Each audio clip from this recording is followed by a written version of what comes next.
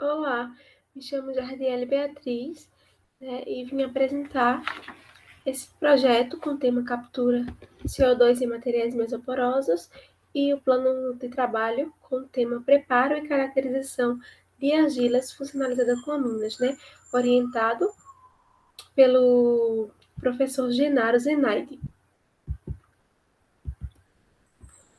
Então, o acelerado crescimento tecnológico ocorrido ao redor do mundo, desde a Revolução Industrial, seria inexecutável sem a utilização de energia na contemporaneidade. O grande consumo de combustíveis fósseis tem sido como o principal caso das mudanças climáticas, onde a queima desses combustíveis leva a uma grande emissão de gases causadores do efeito estufa, sobretudo o dióxido de carbono. Então, o aumento da concentração desse gás na atmosfera acelera um fenômeno denominado efeito estufa, que é um dos responsáveis pelo aquecimento global. Então, a redução desse gás na atmosfera pode ser alcançado pelo uso de tecnologia economicamente viável. Então, o sequestro do dióxido de carbono das argilas funcionalizadas com aminas é uma das alternativas viáveis que auxilia a minimizar as emissões desses gases.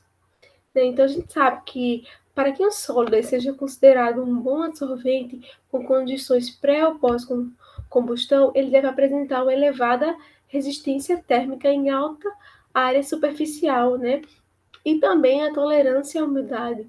Então, a funcionalização das suas superfícies dos materiais mesoporosos com grupos funcionais adequados com grupos aminas pode torná-lo cada vez mais eficiente e seletiva para as moléculas de CO2. Então, nesse contexto, o trabalho ele visa sintetizar adsorventes para a captura de CO2 e avaliar seu desenvolvimento na capacidade de adsorção.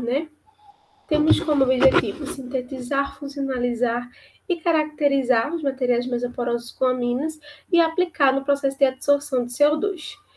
Também como os objetivos mais específicos, classificação granulométrica de argilas, tratamento químico das argilas em diferentes concentrações, planejamento experimental, modificação de argilas por impregnação, caracterização, análise química por espectrometria de raio-x por energia dispersiva, que é o EDX, difrações de raio-x, que é o DRX, e análise termogravimétrica.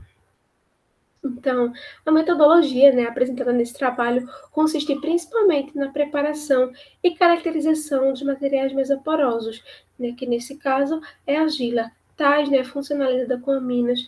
Posteriormente, usá-la para ensaios de adsorção de CO2, observando principalmente o seu teor de adsorção como fonte alternativa viável e sustentável.